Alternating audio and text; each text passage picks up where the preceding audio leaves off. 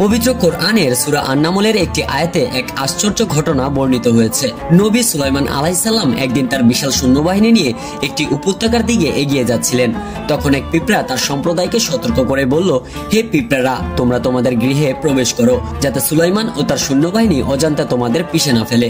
এই কথা শুনে সুলাইমান আলাইহিস সালাম মুচকি হাসলেন এবং আল্লাহর শুকরিয়া আদায় করে দোয়া করলেন, হে আমার প্রতিপালক, তুমি আমাকে তৌফিক দাও যাতে আমি তোমার দেওয়া অনুগ্রহের প্রতি কৃতজ্ঞ হতে পারি এবং এমন সৎ কাজ করতে পারি যা তুমি পছন্দ করো, আর তোমার অনুগ্রহে আমাকে সৎকর্মপরায়ণ বান্দাদের অন্তর্ভুক্ত করো।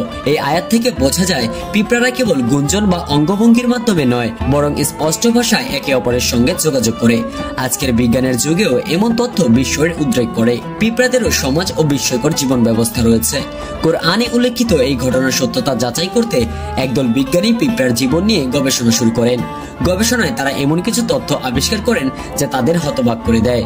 মানুষের মতোই পিঁপড়াদের সমাজ রয়েছে, যেখানে নির্দিষ্ট নিয়ম কানুন, দায়িত্ব বন্টন এবং শৃঙ্খলা জীবনধারা রয়েছে। পিঁপড়ারা খাবার সংগ্রহ করে এবং শীতকালে যাতে নষ্ট না হয় সেজন্য তার রোদে শুকিয়ে নেয়।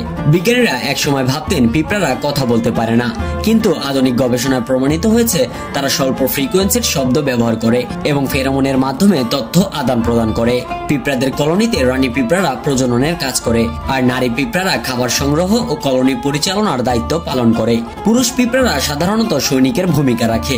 বিজ্ঞানীরা আরো দেখেছেন পিঁপড়ারা তাদের মৃতদেহ নির্দিষ্ট স্থানে রেখে আসে, ঠিক যেমন মানুষ কবরস্থানে মৃতদেহ দাফন করে। বিজ্ঞানীদের আরো একটি গবেষণায় দেখা গেছে পিঁপড়ারা ভূমিকম্প বা বড় বিপর্যয়ের আগেই তা বুঝতে পারে এবং নিরাপদ স্থানে সরে যায়।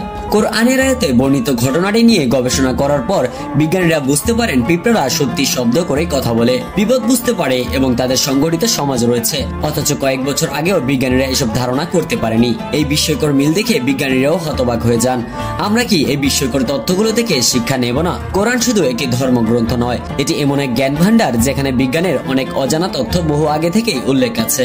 আল্লাহ আমাদের এমন এক কিতাব দিয়েছেন যেখানে প্রতিটি আয়াত মানুষের জন্য নির্দেশনাবলী। পিঁপড়াদের নিয়ে কোরআনে যে তথ্য দেওয়া হয়েছে তা আধুনিক বিজ্ঞান দ্বারা প্রমাণিত হয়েছে। তাই আমাদের উচিত কোরআনের জ্ঞানের দ্বারা জীবন পরিচালনা করা এবং অন্যদেরও ইসলামের পথে আহ্বান করা।